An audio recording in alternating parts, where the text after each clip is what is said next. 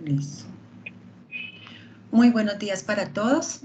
En nombre de la Federación Nacional de Industriales de la Madera, les presentamos una cordial bienvenida y un agradecimiento especial por aceptar esta invitación a una entrega más de Jueves F. Hoy vamos a hablar de fauna silvestre en bosques plantados, casos de estudio en Colombia. Para ello, tenemos un especial invitado, Juan David Sánchez. Él es biólogo con maestría en ciencias, línea, manejo y conservación de vida silvestre, con experiencia en investigación, docencia y gestión en el sector público y consultor en biodiversidad de empresas privadas, interesado en la gestión, conservación y estudio ecológico de la fauna silvestre con una visión integradora. Juan David, muchísimas gracias por acompañarnos el día de hoy. Tiene la palabra. Carolina, hola, buenos días a todos, a todas. ¿Me escuchan bien? Sí, señor, correcto. ¿Confirmo? Sí, perfecto. Bueno, muchas gracias por la invitación. Yo voy a compartirles pantalla de una vez. Ustedes me confirman si están viendo mi presentación. Está bien, sí, señor. ¿Me están viendo a mí? Vale, listo. Bueno, no sé si me ven a mí también aquí modulando. Video y audio correcto, sí, señor. Perfecto, listo, súper. Bueno, voy a presentarles lo que acabas de introducir, algunos casos de estudios asociados a fauna silvestre dentro del paisaje forestal. Yo le digo paisaje forestal pues como a esas zonas o fincas donde se da la plantación, pero que también tienen bosques nativos. Entonces a eso es lo que estamos llamando paisaje forestal, algunos lo llaman núcleos forestales o simplemente áreas de producción forestal. Yo voy a guiar esta presentación, voy a tratar de hacerla en 45 minutos máximo para que tengamos preguntas. Voy a guiar la presentación siguiendo estas dos preguntas básicas. Si son las plantaciones forestales diversas, ¿cierto? Ojo, en términos de fauna, ¿cierto? Utilizando fauna pues como nuestro objeto de estudio. Y una segunda pregunta, ¿por qué estudiar fauna silvestre en ese contexto de plantaciones forestales, en ese paisaje forestal? Entonces voy a iniciar contándoles algunas cosas con esta primera pregunta y les voy a mostrar algunos casos de estudio. Y ahí vamos a ir resolviendo si realmente son sistemas productivos diversos o no tanto, y de qué depende pues como esa diversidad, ¿de acuerdo? Bueno, a modo de introducción, les quiero contar que en los últimos años, en las últimas 2 décadas, se ha puesto la atención a estudiar la biodiversidad en sistemas productivos o en paisajes transformados. ¿Por qué? Porque el 70% de la superficie terrestre son paisajes antropizados. Es decir, gran parte de la biodiversidad está también compartida con las actividades productivas. Y por lo tanto, pues las plantaciones forestales hacen parte, digamos, de esa matriz productiva dentro de esos paisajes modificados. Y sigue existiendo allí mucha diversidad y muchos servicios ecosistémicos asociados a esa biodiversidad. En Colombia, en los últimos años, la última década, ha ido aumentando, no de manera acelerada, pero ha ido aumentando la superficie de plantaciones forestales con fines comerciales en el país, ¿cierto? El último dato que tengo de hace algunos meses es que más de 540,000 especies, hectáreas, se encuentran pues como plantaciones forestales, pero aquí quiero hacer énfasis en algo bien importante que nos va a ayudar pues como a entender el contexto de lo que les estoy contando. Y es que recuerden que estas plantaciones forestales en su gran mayoría se hacen con especies exóticas, con modelos productivos con especies exóticas, pero eso tiene una implicación porque estamos en un país que es megadiverso, eso ya lo sabemos todos, pero la pregunta aquí es qué implicaciones tiene estar en un país megadiverso. ¿Qué implicaciones? Que seguramente vamos a encontrar que estos sistemas productivos también pueden ser megadiversos. Es decir, que debe haber esperaría uno, una biodiversidad asociada. Muchas de estas plantaciones están en la región andina, ¿sí? Y si tomamos eso con la región Pacífico, esto es más o menos el 51% de donde se distribuyen esas plantaciones forestales. Ambas regiones, andina y Pacífico, son lo que se llaman hot spot de biodiversidad, es decir, puntos calientes de diversidad por su alta riqueza de especies en términos de fauna y flora y también porque poseen especies únicas. Es decir, ya tenemos un contexto biogeográfico, que muchas de las plantaciones forestales están en regiones con alta diversidad, ¿vale? Bueno, también les cuento que muchas veces las plantaciones forestales se han denominado como desiertos verdes, al menos se plantea la pregunta si sí son desiertos verdes. Entonces, también existen muchos trabajos que han tratado de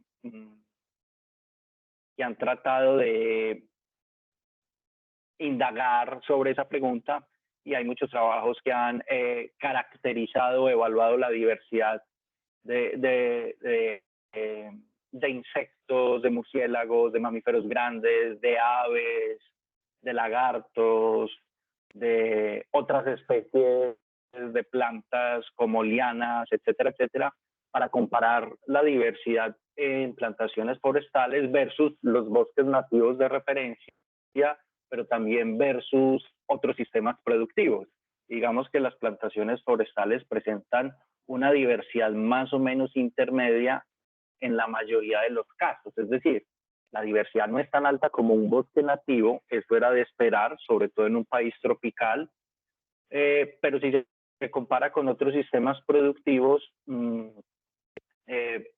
permiten tener mayor diversidad. Ahora, ¿qué contribuye a que algunas plantaciones forestales, o en general las plantaciones forestales en el trópico, sean diversas o tengan biodiversidad asociada, especialmente fauna? Hay varias cosas y a diferentes escalas espaciales y temporales. Pero, por ejemplo, los periodos de rotación de los rodales y de las cosechas es clave. La edad de la plantación, entre más antigua sea la plantación, entre más antiguo sea el rodal, tiende a ser más diverso. Enseguida lo podemos ir explicando. Cuando hay manejos no intensivos, por ejemplo, esta fotografía muestra un rodal de pino pátula, pero con especies nativas en el sotobosque, ¿cierto? Es decir, aquí se dejó de hacer un manejo intensivo porque no se ha hecho una limpieza y eso favorece que hayan flores y frutos que a la final se vuelven alimento para muchas especies, aves y mamíferos, por ejemplo, e insectos también, ¿cierto? A su vez, esa generación de ese sotobosque nativo facilita la diversidad.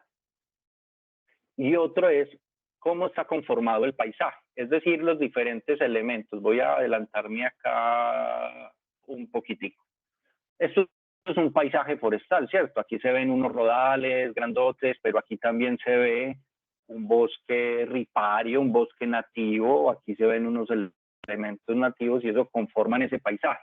Visto desde un dron, por ejemplo, entonces yo tengo aquí un gran rodal, sí, un gran rodal, pero aquí también tengo un bosque nativo que se conecta a través, pues, como de una cuenca, y eso es un paisaje forestal. Entonces, esa conformación del paisaje también me va a facilitar o no que haya cierta biodiversidad asociada. ¿Listo? Entonces, a partir de esos estudios que hay en literatura, algunos autores empezaron a concluir, oiga, pero las plantaciones forestales, dependiendo de la ubicación geográfica, recuerden que estamos en el trópico, no es lo mismo una plantación forestal comercial aquí en Colombia que una en Canadá o que una en Chile, donde no vamos a encontrar alta diversidad, tienen el potencial de conservación de la biodiversidad, incluso de especies amenazadas. Algunos dicen, oiga, es que algunos sistemas, algunos bosques plantados tienen también se asemejan a una estructura de un bosque nativo.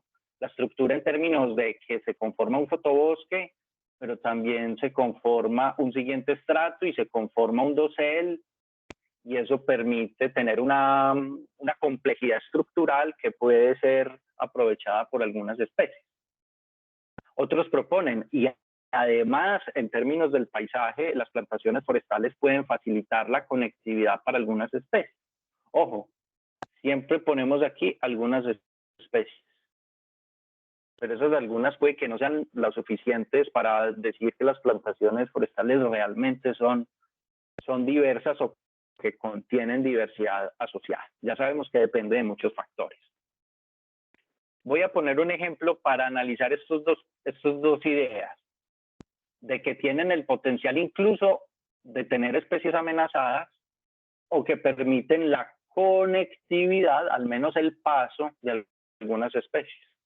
Esta es una fotografía de Google Earth de la zona norte de Antioquia, el altiplano norte. Por aquí se ve una colita de Santa Rosa de Osos.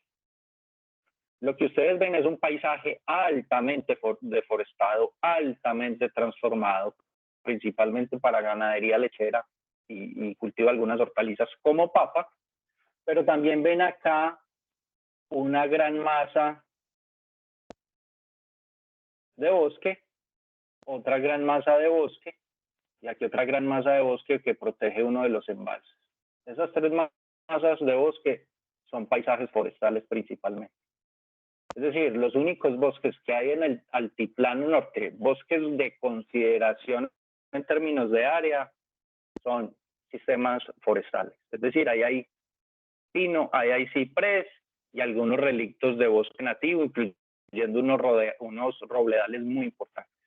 Pero resulta que al interior de algunos de estos núcleos forestales, paisajes forestales, hay unos pequeños enclavecitos que son un matorral como este, que son matorrales de transición a páramo o a páramos azonales.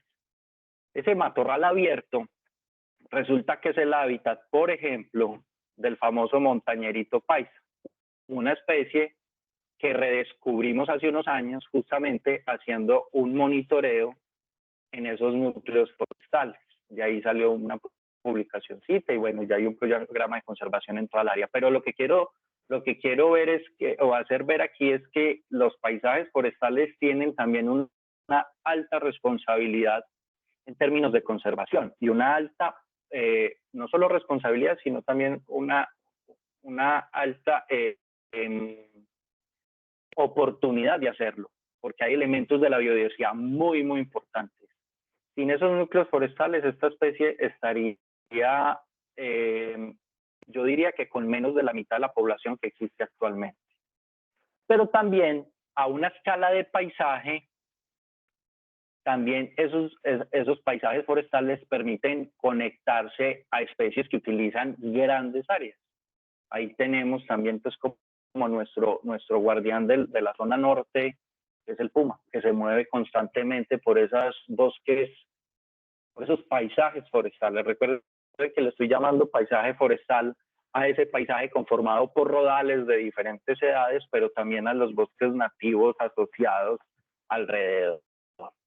Entonces, de acuerdo a la teoría que hay en la literatura, nos estamos dando cuenta que sí, pueden haber unos elementos, incluso especies altamente amenazadas. Esta especie está en una categoría que se llama peligro crítico, que significa que existe una probabilidad extremadamente alta de extinguirse en los próximos 10 años o en las próximas 3 generaciones medidas en el tiempo pues, generacional de esa especie.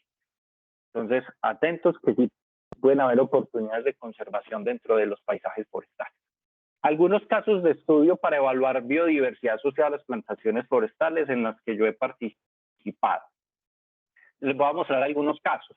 En plantaciones de teca en el Caribe colombiano, pero también en plantaciones de coníferas en zonas cercanas a los 3.000 metros de altura o zonas cercanas aquí alrededor del Valle de Aburrá, ¿cierto? Aquí cerca a Medellín. pero también plantaciones de eucalipto en zonas intermedias en términos altitudinales. Y luego sacamos algunos patrones que hemos observado ahí sobre la riqueza de especies asociadas a estos paisajes forestales. De nuevo, el paisaje forestal, para efectos de esta charla, ustedes me corregirán si tenemos otro nombre para esto, algunos le llaman núcleo forestal, que simplemente las fincas que contienen tanto los rodales como los bosques nativos, se ven de esta forma, ¿cierto? Para efectos prácticos, nosotros lo estamos viendo de esta forma. Entramos a un rodal,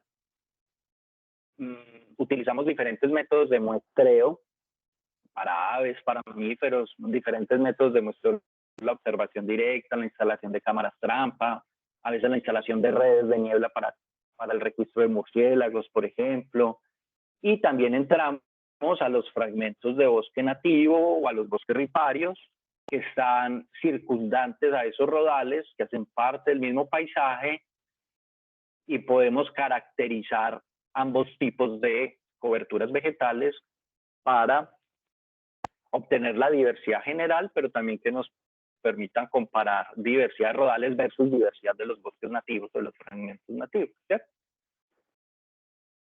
¿Qué encontramos, por ejemplo, en plantaciones de teca en el Caribe? Encontramos en toda el área forestal, es decir, en todo el paisaje forestal o en toda el área conformada por las fincas donde se desarrolla la actividad de aprovechamiento, de siembra y aprovechamiento forestal comercial. Por ejemplo, para mamíferos encontrábamos que más o menos el 62% de las especies usaban los rodales o estaban presentes dentro de los rodales, ya sea para movilizarse, para usar los árboles plantados para descansar, para buscar alimento en algunos casos, para comerse los árboles en algunos casos, para comer el sotobosque, como el caso de los venados, por ejemplo, incluyendo el registro de algunas especies amenazadas. Importante eso, como el caso de este tití cabeza de algodón, presente en el Caribe colombiano, que usaba principalmente los bosques nativos, pero que en ocasiones entraba a los rodales para comer insectos o simplemente para cruzar, utilizándolo de corredor para cruzar entre fragmentos de bosque nativo. Con aves, también hacíamos el registro de aves y también encontrábamos que más o menos el 57% de las especies utilizaban los rodales, en este caso de teca. En otra localidad, en los Montes de María, encontramos un patrón más o menos similar. El 74% de las especies de mamíferos, ojo, mamíferos voladores, murciélagos, mamíferos arbóreos como los primates, como los perezosos, los erizos, pero también los mamíferos terrestres como los ocelotes, los tigrillos, los puercos de monte, etcétera. El 74% estaban presentes dentro de los rodales. Para aves también, más o menos el 74% de las especies estaban usando, miren que son cifras altas en términos de riqueza de especies. Estamos hablando de centenares de especies que pueden utilizar esos paisajes forestales, pero también esos rodales. En plantaciones de coníferas aquí en los Andes, en la zona andina, encontramos una alta cantidad de especies de aves, lo cual era de esperar. Recuerden que los Andes es una zona altamente diversa, un hotspot, y encontrábamos que también el 60% de las especies podía usar estas plantaciones forestales. Las plantaciones forestales que yo estuve visitando son plantaciones forestales que están como en el tercer ciclo de cosecha, es decir, son plantaciones establecidas hace unos 60, 70 años. Es un tiempo que podríamos asumir suficiente para que muchas especies nativas se familiaricen, iba a decir adapten, pero ese no es el término correcto, se familiaricen con ese cambio en el paisaje. También debemos recordar que muchas de estas plantaciones reemplazaron potreros para ganadería principalmente, y eso puede ayudar en cierta cierta forma aumentar esa masa boscosa, ¿sí? No es lo mismo establecer una plantación forestal donde hubo un potrero, ¿no?, a donde se cortó el bosque nativo para establecer la plantación. Ahí ya quizás el patrón de riqueza y diversidad puede cambiar, para que tengamos eso en cuenta. Sigamos. Entonces también encontramos que más o menos el 70% de los mamíferos usan los rodales de plantaciones forestales, usando como referencia todo ese paisaje forestal, digamos, la cantidad de especies dentro de ese paisaje forestal como referencia para poder evaluar pues como estos porcentajes.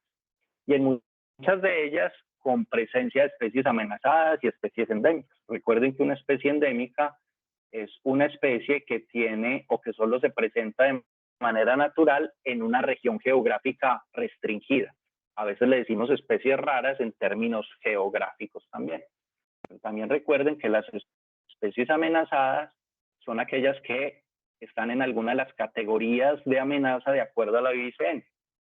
Una especie en peligro crítico, una especie en peligro o una especie vulnerable. A medida que yo subo en esta escala, hay un mayor riesgo de extinción. ¿Ok? Yo sé que al final tenemos preguntas, pero me pueden interrumpir en cualquier momento. ¿Listo?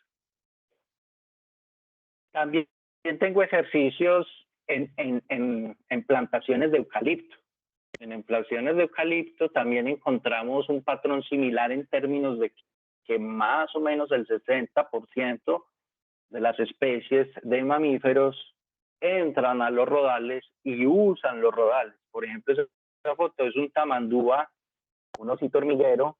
Las plantaciones de eucalipto suelen tener también muchas hormigas arrieras por ahí, insectos, y ellos aprovechan ese recurso, ¿cierto?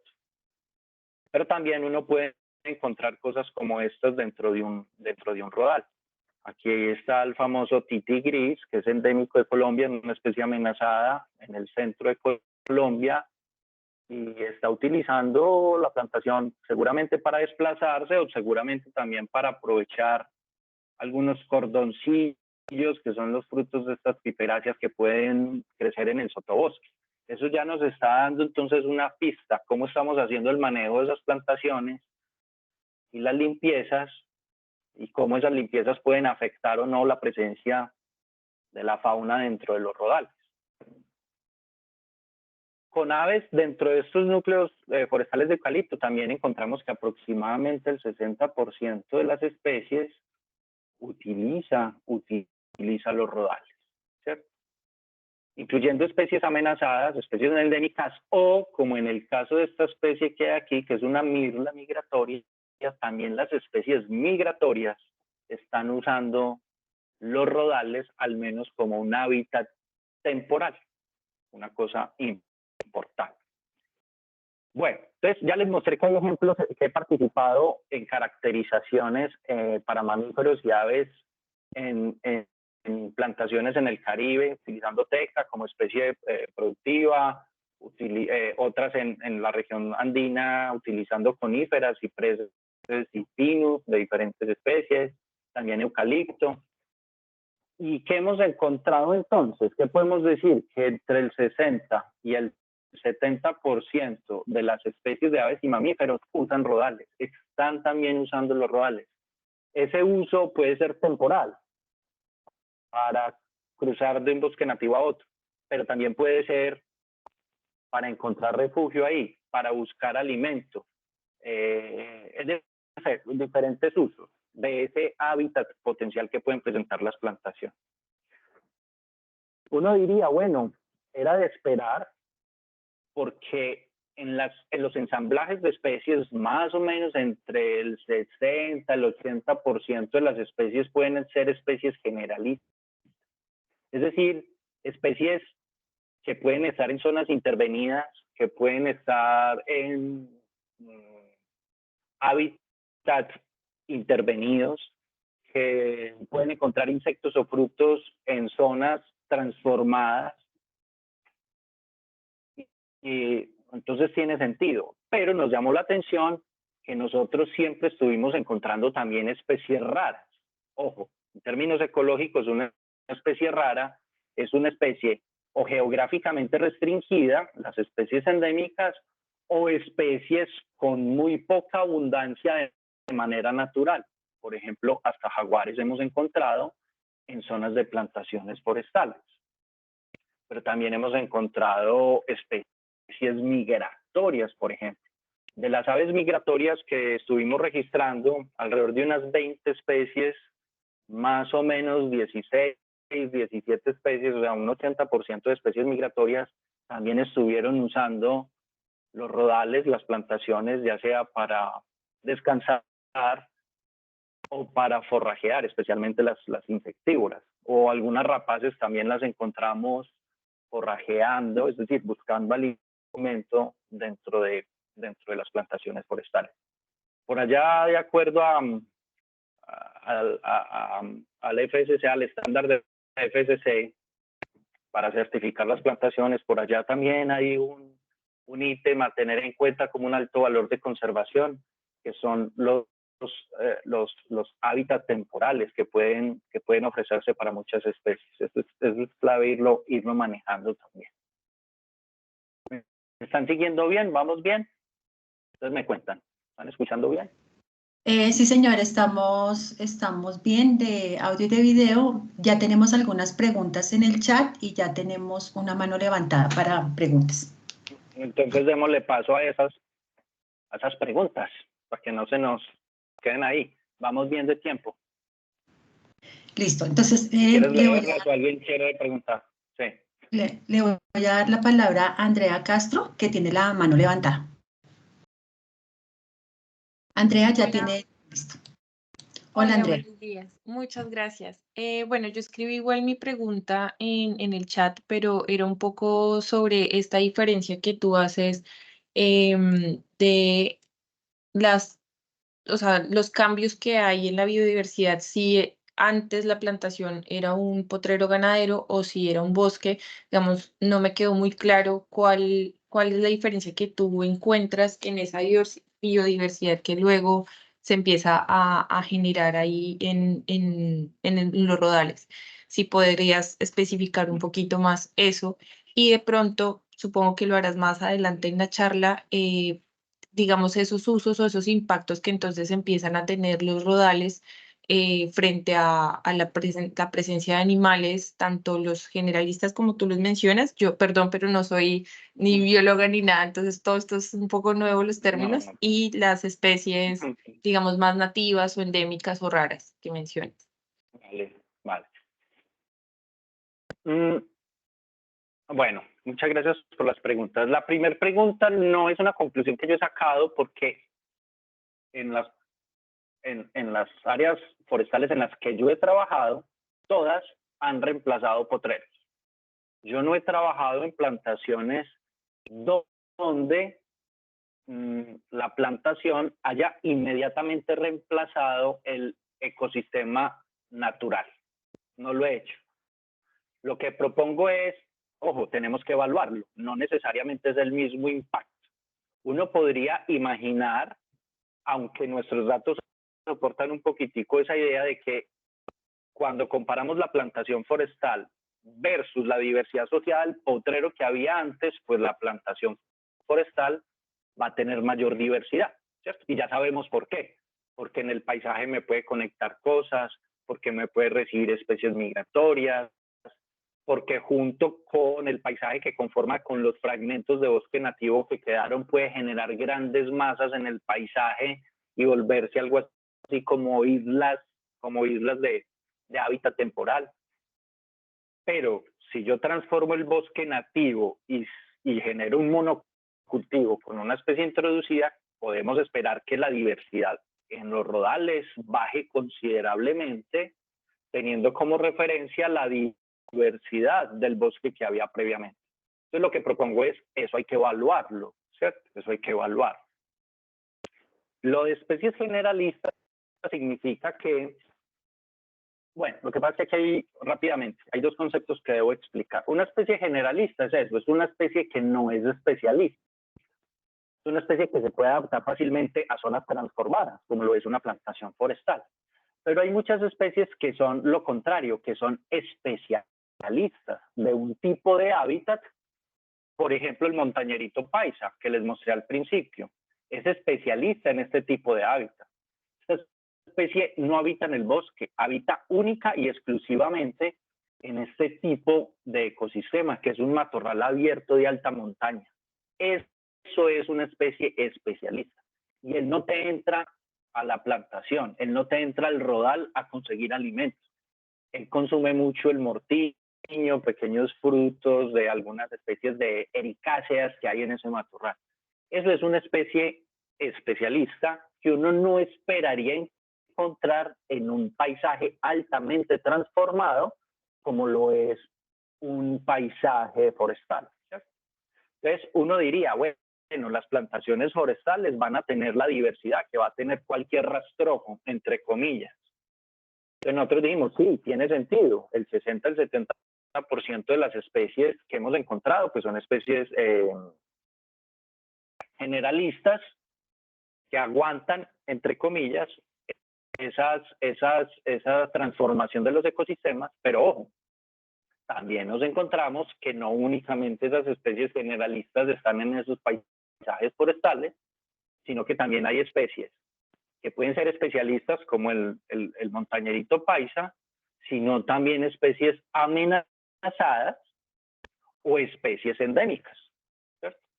O especies migratorias que tienen esa condición ecológica de que necesitan también áreas de llegada cuando migran desde el norte o desde el sur, cuando se presenta el invierno allá. Entonces, digamos que hay unos atributos adicionales de estas especies que nos sugieren que las plantaciones tienen la oportunidad, en el caso de ser bien gestionadas y en el caso de incluir biodiversidad dentro de sus planes de manejo, tienen una oportunidad de aportar a la conservación a una escala de paisaje en la conservación de la biodiversidad, ¿cierto? Entonces eso era como lo que yo quería resaltar ahí. No sé si te respondí del todo, espero que sí. ¿Hay más preguntas por ahí? Sí, entonces voy a seguir con las que tenemos en el chat y ya le damos la palabra a Hernán, que también tiene la mano levantada. Entonces dice Mónica Viviana, ¿tienes alguna investigación en plantaciones de otros lugares del país, por ejemplo, llanos orientales?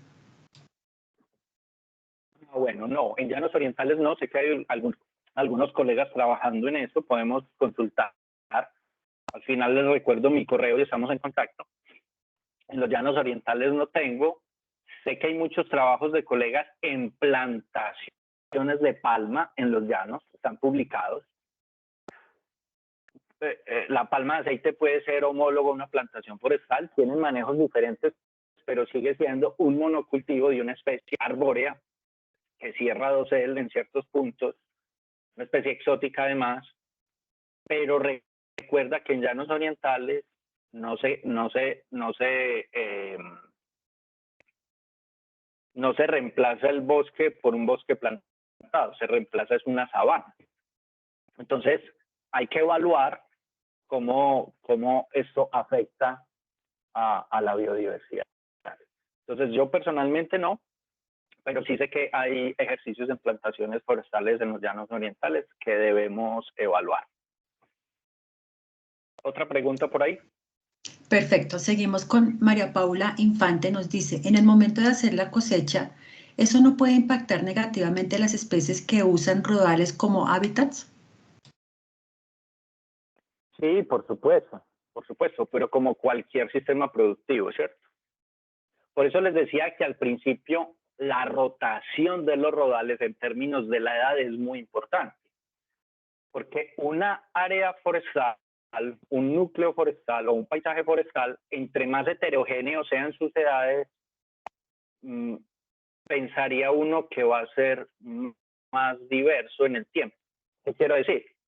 Que tú cosechas el 10% de tu área, pero el 90% permite que eso que se afectó en la cosecha, en la tala rasa, se redistribuya en ese paisaje forestal. Pero si tú tienes una finca forestal toda sembrada al mismo tiempo, pues la vas a cosechar al mismo tiempo. La diversidad que habías ganado, las especies que habían empezado a usar los rodales, pues todas se van a ir al mismo tiempo. Y recuerden, en muchas ocasiones, las áreas forestales es el único bosque que hay en una región, como les mostré en el altiplano norte de Antioquia, que los únicos grandes masas de cobertura boscosa son los núcleos forestales que hay ahí. El resto es potrero para ganadería y papa, principalmente, y algunas otras hortalizas.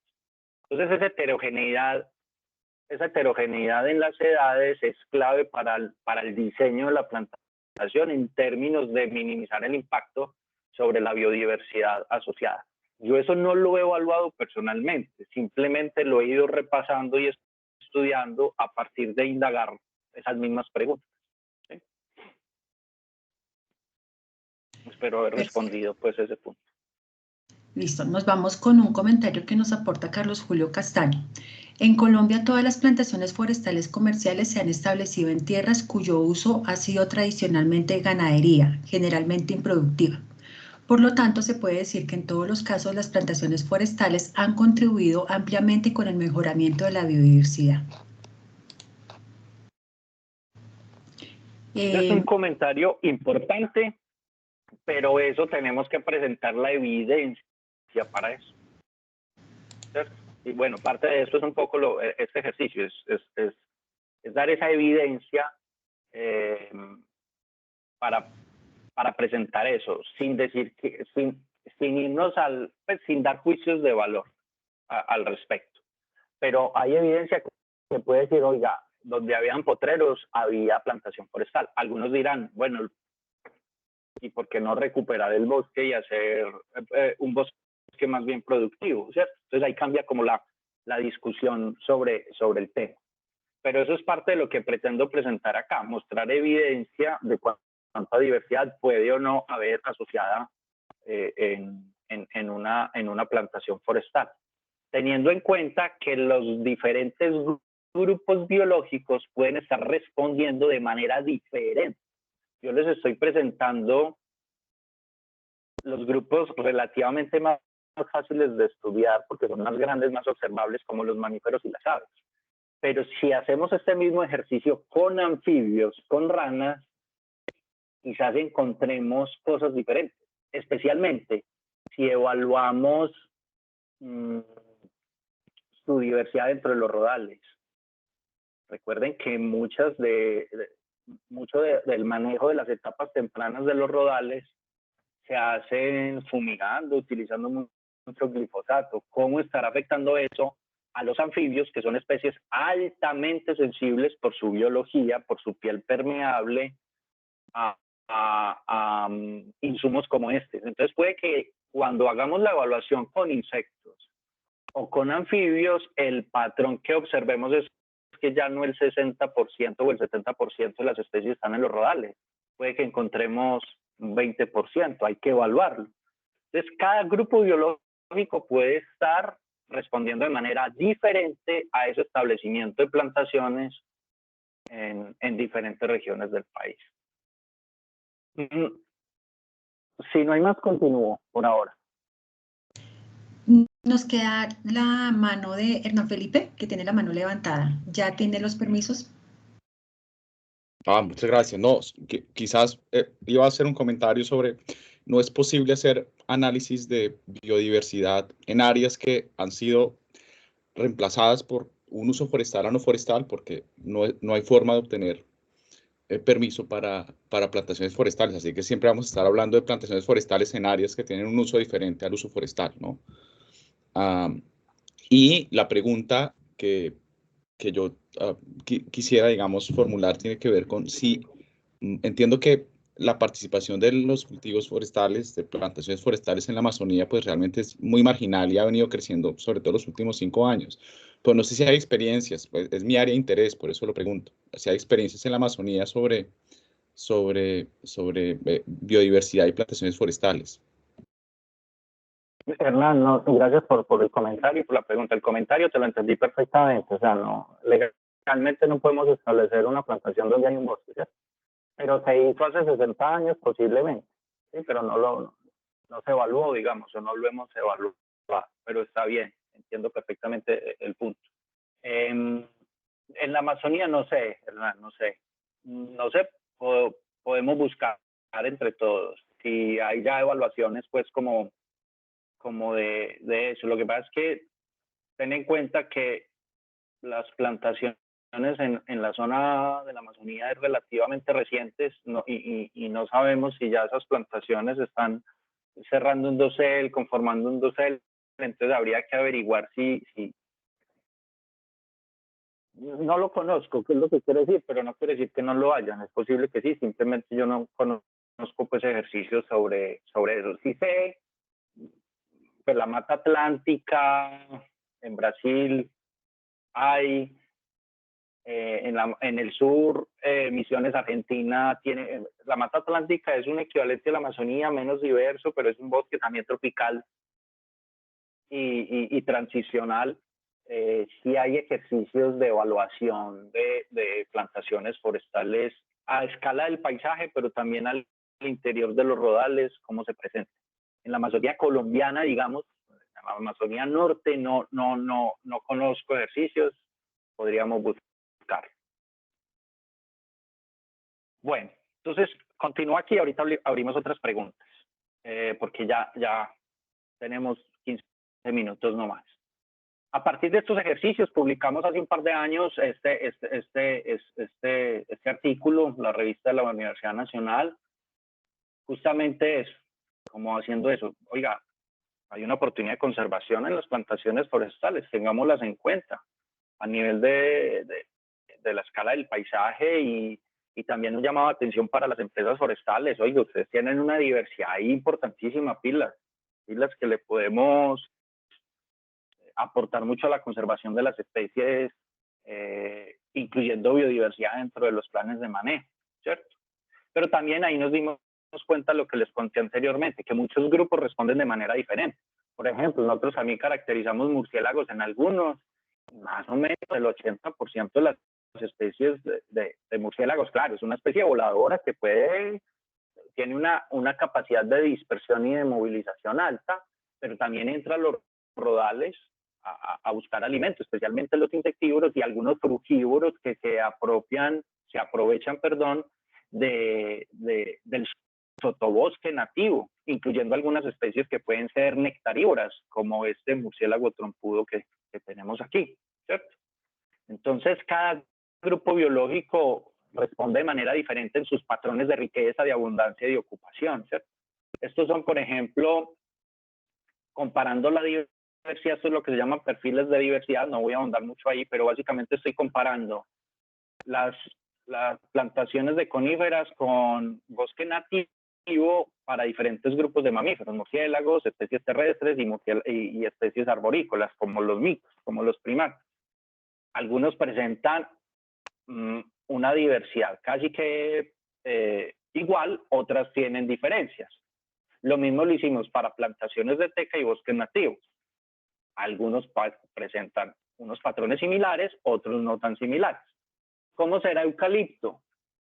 Que me falta pues como analizar eso. O sea, cada especie que se planta es diferente. Es que el eucalipto, por ejemplo, tiene menos tiempo. Una plantación de eucalipto, ustedes me corregirán, pero creo que se puede cosechar a los 12 años. ¿Será que 12 años es suficiente? Mejor dicho, esa plantación de 12 años, ¿cuántos años tuvo realmente un sotobosque y un dosel estructuralmente para que abra hábitat, al menos temporal, para muchas especies? Mucho menos que una plantación de ciprés, que pueden ser 16, 18 años en la rotación. ¿Sí? ¿Cómo es el manejo en eucalipto? Se fumiga mucho más que los otros. Entonces de pronto una plantación de eucalipto tiene más impacto sobre la biodiversidad que una plantación de teca, o que una plantación de melina, o que una plantación de pinos pátula. Entonces tenemos que empezar también a diferenciar los diferentes sistemas productivos en función de su impacto y de su diversidad asociada. Otro ejemplo, otro ejercicio que hicimos, también publicado el año pasado en una revista de la Sociedad Brasilera y Sociedad Argentina de Mastozoología, estudio de mamíferos, eso es mastozoología. Esto es Medellín, este es el área metropolitana del Valle de Aburrá, y estos son los bosques alrededor. En los bosques hay bosques nativos, pero también casi que un 30-40% plantaciones forestales. Comparamos eso para un grupo de mamíferos que son los carnívoros. Los carnívoros son aquellos depredadores, ahí están los pumas, los tigrillos, los zorros, las comadrejas, los hurones, incluyendo perros domésticos que también están por ahí deambulando. Y ahí encontramos que se comparte el 80% de la diversidad.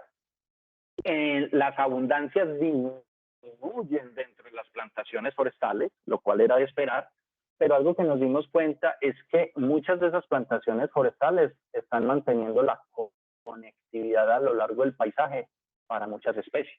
Es decir, muchas de esas especies, todo esto es en plantaciones forestales, todo esto es en plantaciones casi que conectan esto para algunas especies, no para todas.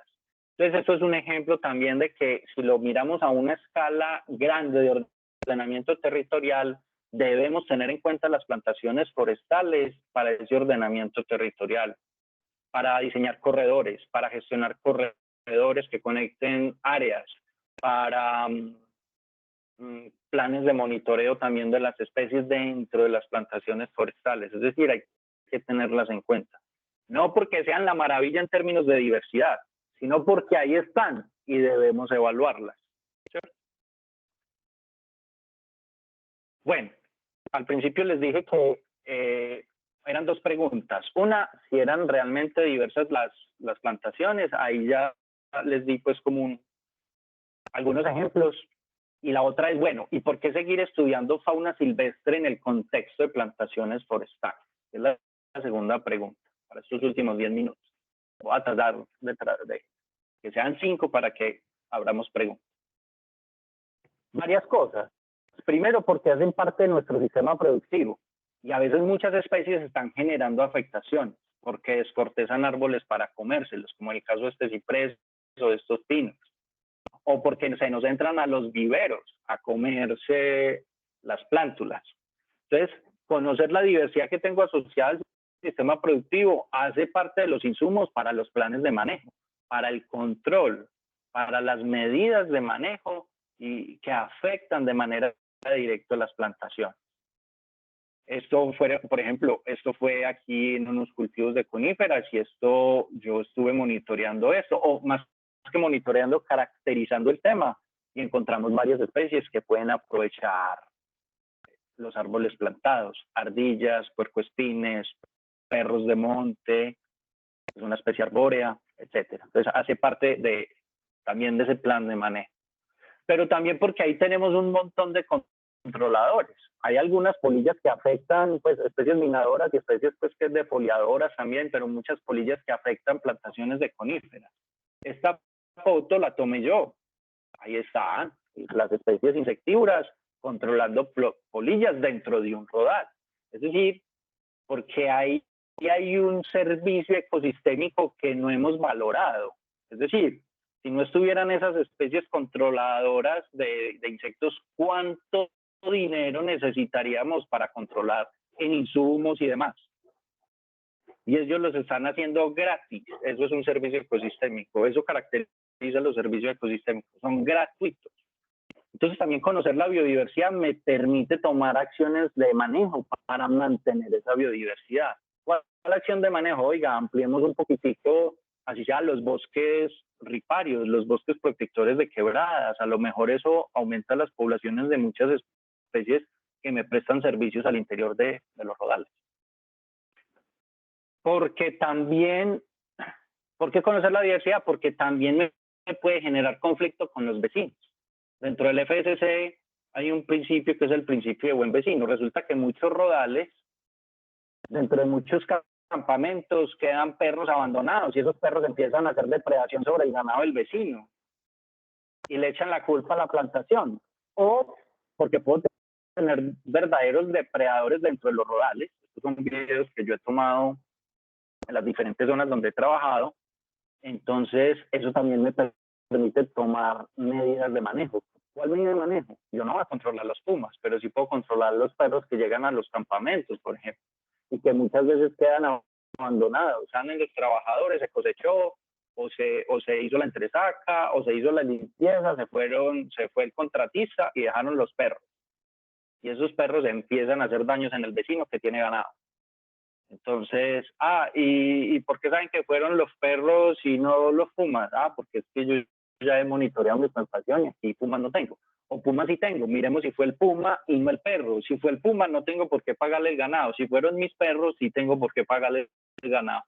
¿Sí? Cosas como esas que solucionan problemas prácticos parten de conocer la biodiversidad que hay en los sistemas forestales. ¿Por qué más?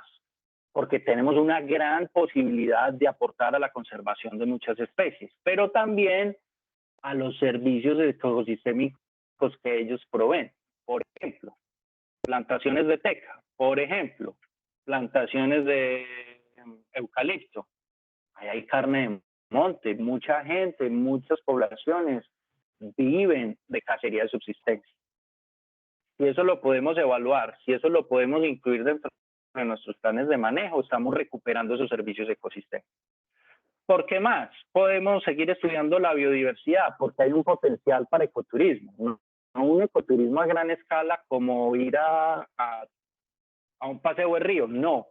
Pero hay mucha gente que hace fotografía de naturaleza, que hace observación de aves, y muchos de las fincas forestales tienen infraestructura para eso, tienen un campamento, tienen unos senderos, tienen unos caminos bien marcados, ahí hay un potencial. Simplemente estoy dejando esa inquietud. ¿Por qué más conocer la biodiversidad? Porque en procesos de certificación como FSC se permite estudiar la biodiversidad y escoger algunas especies o hábitat para esas especies como altos valores de conservación, por ejemplo. Entonces entra en el juego, con mayor razón, conocer la biodiversidad, monitorear la biodiversidad dentro de esos procesos de certificación forestal.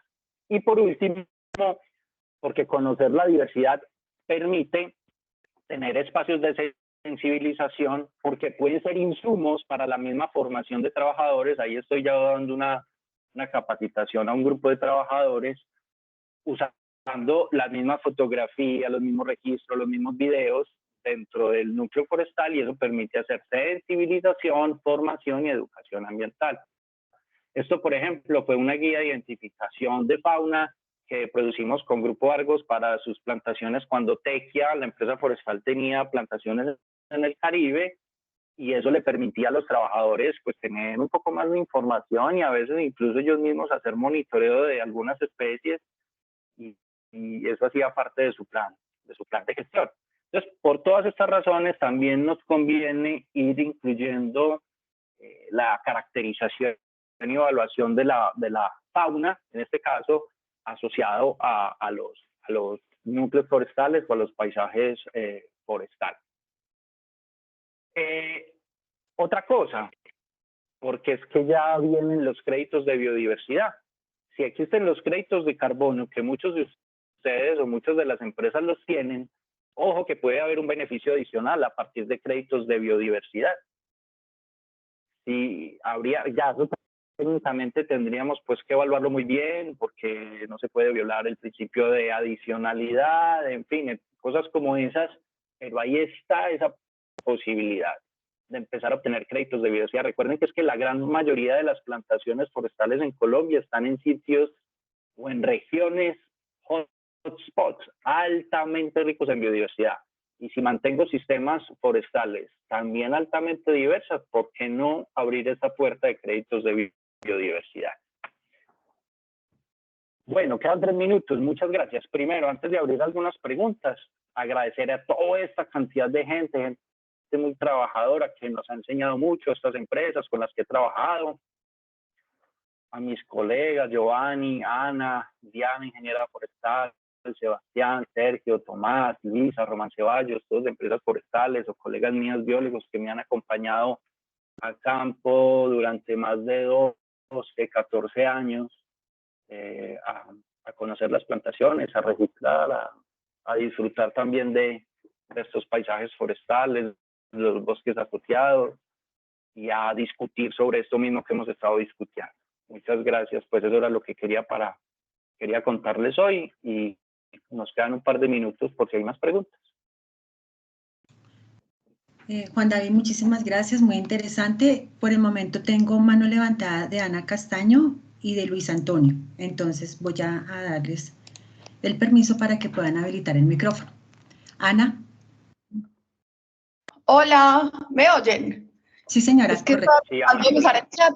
¿Qué más? Estaba tratando de usar el chat, pero no me lo permitía. Y pues yo quiero primero agradecerle a Juan, porque yo sé el trabajo tan juicioso que ha hecho por tantos años, y agradecerle también a la industria forestal y a Fedemaderas por visibilizar esto, y pues a los forestales que entendieron hace un tiempo que era importante evaluar esta diversidad y que le metieron la ficha a tener personas como Juan David haciendo todas estas evaluaciones. Me parece que son muy visionarios, pues, y que están haciendo una tarea muy importante, porque Colombia es un país con un potencial forestal impresionante, y desafortunadamente en el imaginario pues hay muchas más pues como visiones negativas sobre el quehacer forestal, y yo creo que eso cambia mucho esas visiones un poquito radicales de algunos. Juan, yo celebro todo lo que vos haces, y pues de verdad los felicito y le agradezco mucho a Fedemaderas que hayan abierto este espacio para pues que Juan nos cuente. Juan, vos hablabas mucho del uso pues de los servicios ecosistémicos, y yo creo que eso tiene que entrar también en la ecuación que hacen las empresas forestales de todos sus, pues de todo esto que le están sirviendo al país, y de todo lo que pueden generar de valor adicional con los establecimientos forestales. Claro que hay cosas positivas y habrá cosas muy negativas también, pero yo creo que en términos generales la industria forestal en el país ha sido muy responsable. Entonces yo quiero agradecerles, era solo comentar. Muchísimas gracias, agradecerles a todos por haber abierto esta presentación tan chévere. Hola, hola. Volví porque se me fue la energía eléctrica. Perdón. Hola, sí, señor, lo escuchamos. Bueno, no, es que volví porque se me fue el fluido eléctrico, entonces me quedé sin internet, pero ya me conecté de mis datos. Entonces no escuché a Ana.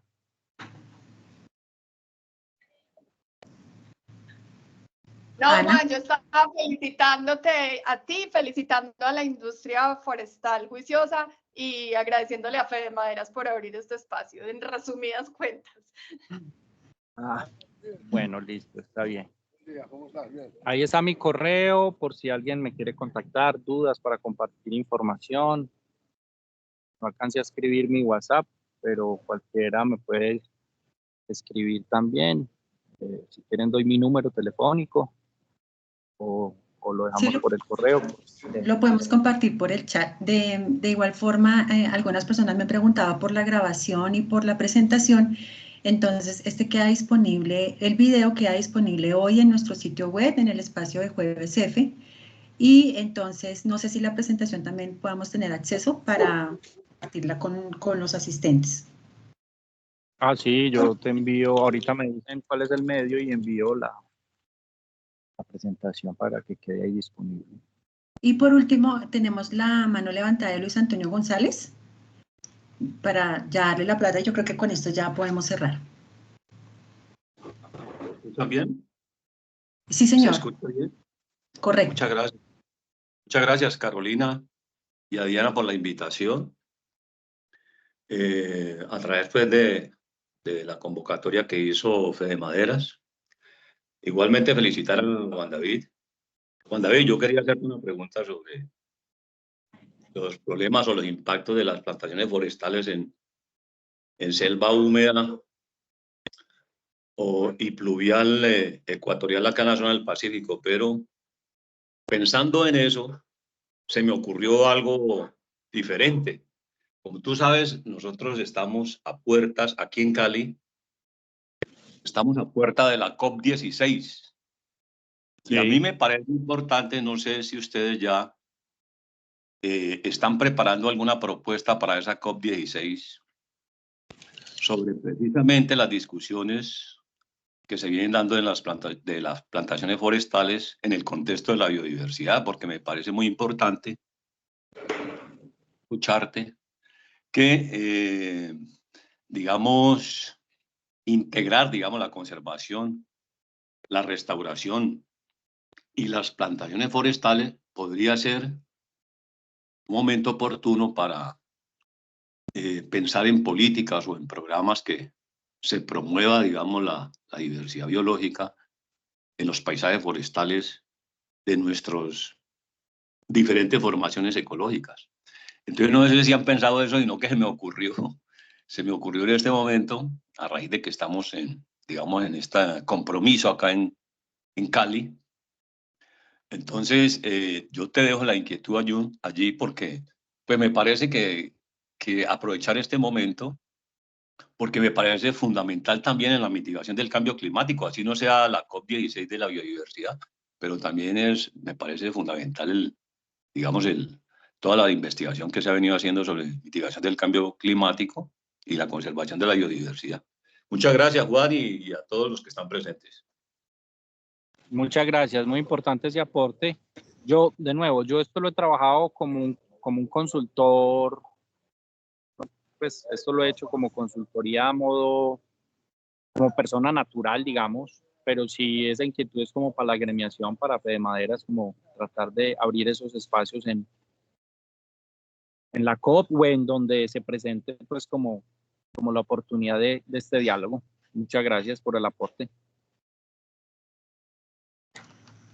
Listo. Entonces yo creo que con esto ya finalizamos. Muchísimas gracias, Juan David, por esta información tan importante y por el valioso conocimiento. A todos nuestros asistentes, muchas gracias por estar presentes en este espacio, por su participación y pues su compañía en nuestros espacios de Jueves F. Lo que es el video y la presentación ya quedan disponibles en horas de la tarde. Muchas gracias a todos. Feliz día. Bueno, muchas gracias. Ahí dejen en el chat mi número WhatsApp. Ahí queda mi correo. Gracias por la invitación. Espero que haya sido de mucha utilidad. Muchas gracias.